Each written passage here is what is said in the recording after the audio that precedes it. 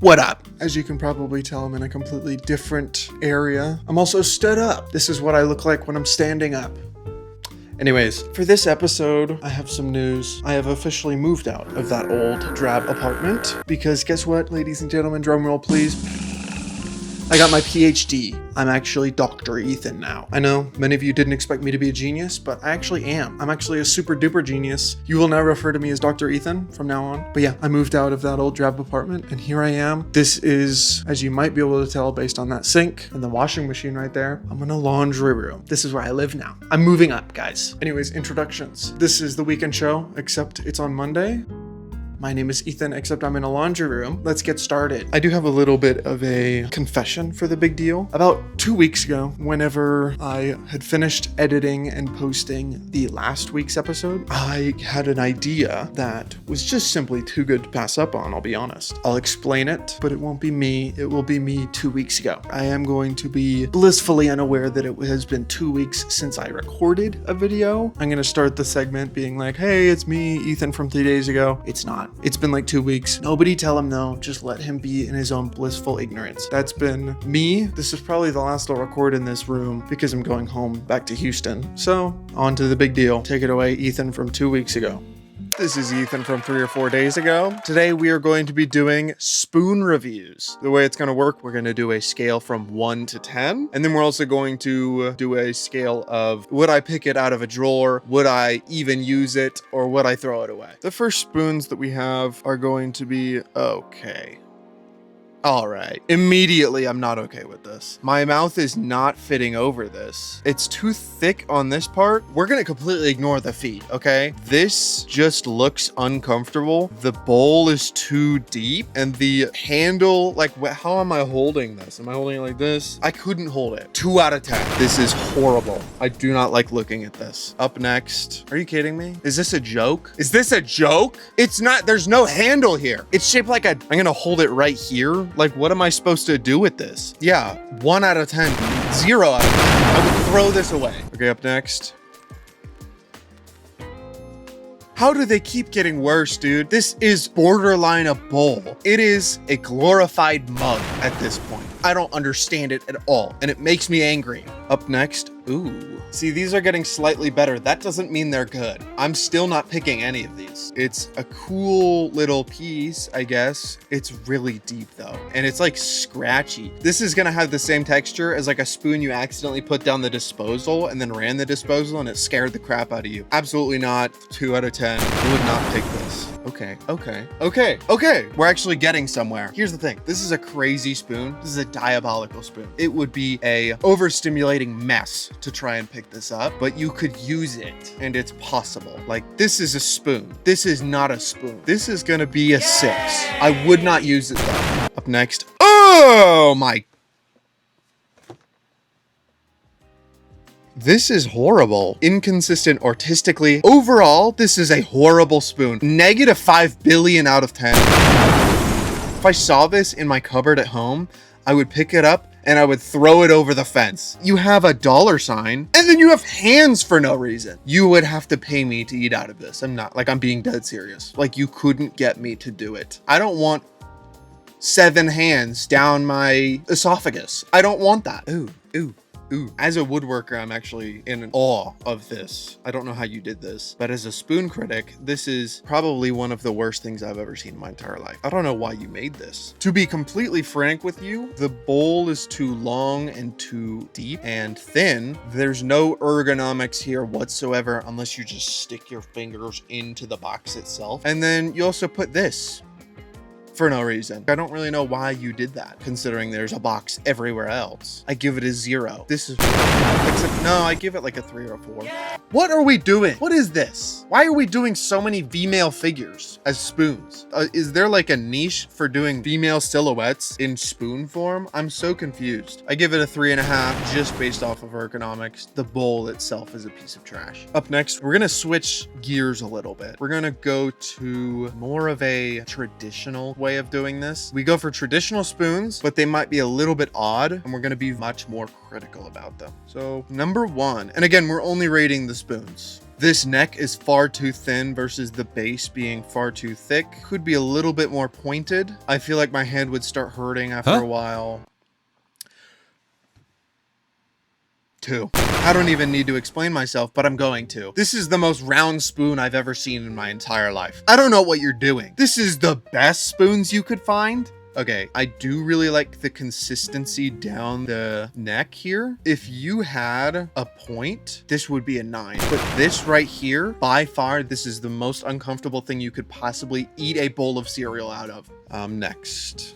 Ooh, okay, not terribly pointy, but I love this neck. This neck would be so nice. It's pretty well balanced, I'll bet. But again, it needs a point. I like the teardrop shape, but this is a good 7.5. No, 6. I wouldn't enjoy eating out of it, but I definitely could. Okay, now we're on to the next one. We're on to Vogue's top 10 silverwares.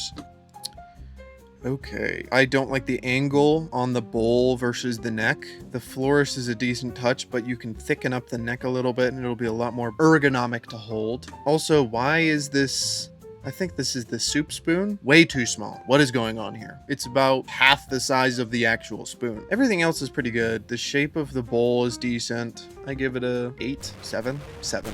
This is, why did you put a lip there? There's 2 bowls here. Too thin here. The shape is good, but there's a lip up top right here. I dislike this. It's there for no reason. Also, your forks are borderline sporks. We're not even rating forks, but these are almost sporks. I give it like 5.5. I really don't like the lip. Up next. Ooh! The transition from bowl to neck is a little bit odd, but the flourish is gorgeous. Soup spoon to regular spoon, difference is good. Analyzing everything else, it's very consistent. I do quite like that. That's a banger spoon. I give it an 8.5. Good spoon. 2 immediately off the gate. Number 1, why are there 3 different sizes of spoons? Is this like a little baby teaspoon? What are you doing here? Also, neck is too thick. It looks like the thickness of the bowl itself is non-existent. It looks like it could chop your lip open if you take a bite too hard. This fork is a crime against humanity, and this knife is a piece of aluminum with a slit cut out of the top. 2 out of 10. I would throw this spoon away. Up next. Ooh. Okay, I've got notes, but this is really good. Thin the neck up just a little bit here. Keep this thickness. This thickness is really good, but widen it up a little bit down here. Keep the bowl shape and you're golden. This is a good spoon. I'm gonna give this an 8. Because I love this wood too. Every other piece of cutlery looks really good. I would just prefer to kind of see this go in a little bit. But other than that, it looks fantastic. I love this spoon. Next. Ooh, okay. This looks like it could cut your lip open a little bit, and the bowl's okay. Could be a little bit more pointed, especially on this little soup spoon. Thin up the neck a little bit, thicken up the base a little bit. Keep this consistency down here. If this is rubber, that's good. This is a 6.5 out of 10. I wouldn't eat out of it, but it's got improvements to be made. The base is there. Oh, these are out of order. Ooh, this spoon did everything that this spoon did wrong perfectly right. I absolutely adore this. The order of the presentation is putting me off just a tiny bit because I would like to compare the soup spoon to the regular spoon, but this looks like a good deep bowl, nice thin neck, great ergonomics on the handle, nice wood finish. I dig it, dude. This is a 9.5 out of 10. That was my spoon rating. Hopefully, I don't seem too autistic. Up next, we have the news. First up, like a week ago, there was like an extended deadline for TikTok. I don't know why they're doing this anymore. I feel like they know that if they ban TikTok, then everyone's going to be pissed. But if they don't ban TikTok, then everybody's going to be pissed. I mean, I guess you just put it on hold over and over again. On to our next segment. The Minecraft movie was already stated to have come out, but I had yet to watch it last episode. I no longer have yet to watch it. I do still have this. Put it right there. But I watched it. It was really good. It was a funny movie on its own, but it was also a very fun theater experience as long as you're unemployed and a hooligan, which I am. I give it, dude, I'm going to give it like an 8.5, almost a 9, because it was really good. I really enjoyed it. Up next, we do have our F1 update for the week. Since last episode, 2 races have happened, but only one of them actually had things happen inside of the race itself. First up was Japan. The stuff that happened, not much. First on the list was Kimi Antonelli, who became the youngest person ever to lead an F1 race. It was because everyone else had pitted already and he just waited until the very end. And the big deal for this race, which was kind of lame, honestly, as both Norris and Verstappen were leaving the pits, Norris decided that it was a good opportunity to try and overtake. Just as they were leaving, Norris came up alongside him, didn't give away that tie area where they were both next to each other, and then ended up driving through a little grass field. That was the big deal. It didn't really do anything to his car because he still placed P2. I guess maybe the call was okay for him to try because that was actually the closest he got to passing Verstappen the whole time, because Verstappen started in first and he ended in first, which was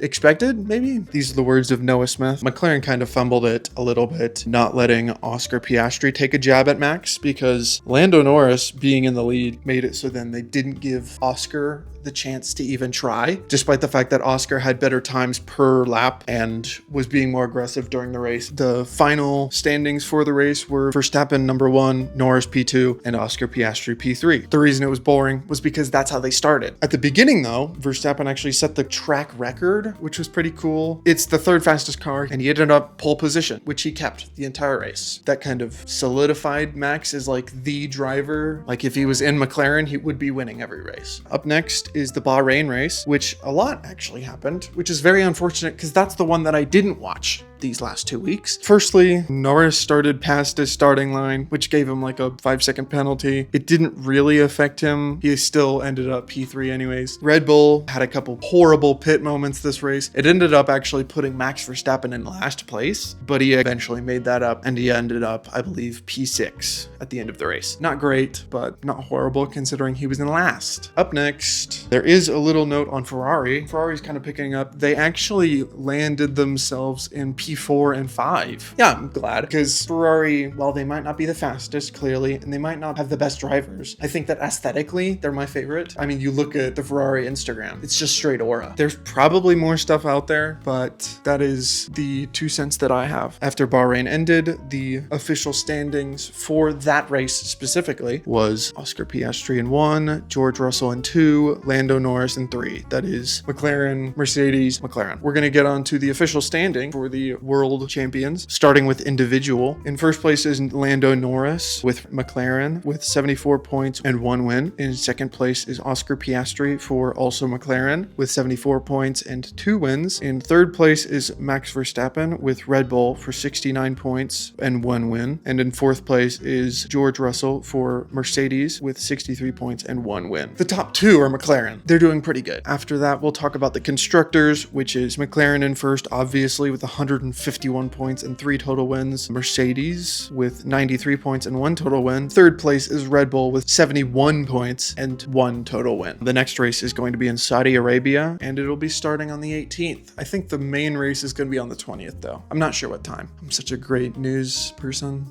We can do a little weather segment if I pick you up, and then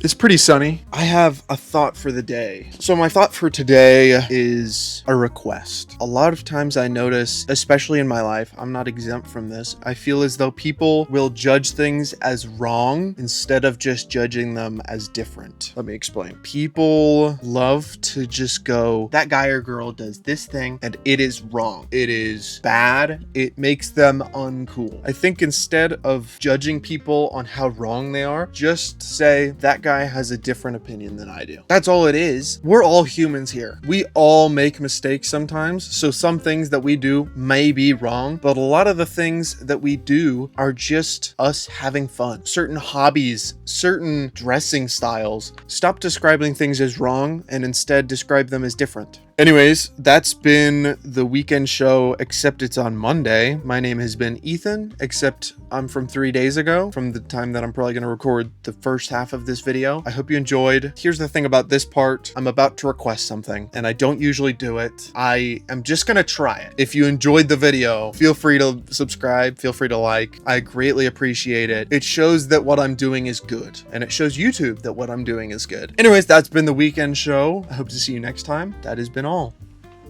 I actually finished editing the video that I posted last time when I got this mic. I just posted that this morning, and I was thinking in class, I was like, I saw a spoon video about, hey, my fellow neurodivergents, how do you like this spoon?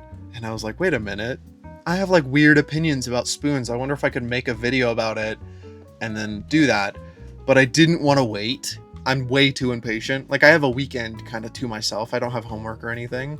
So I figured I would make this video now, edit it, and then make the first half of the video like the intro, then the news, and then maybe something else after the F1 weekend, just so I can do that in the news and maybe collect a little bit of extra news along the way. So it might come out faster. But yeah, that's my process for the video. That's why I'm probably wearing something different at the base of this video. Maybe I explained it, maybe I didn't, I don't know. But yeah, this has been the weekend show. I'm appreciative of you guys watching. Anyways,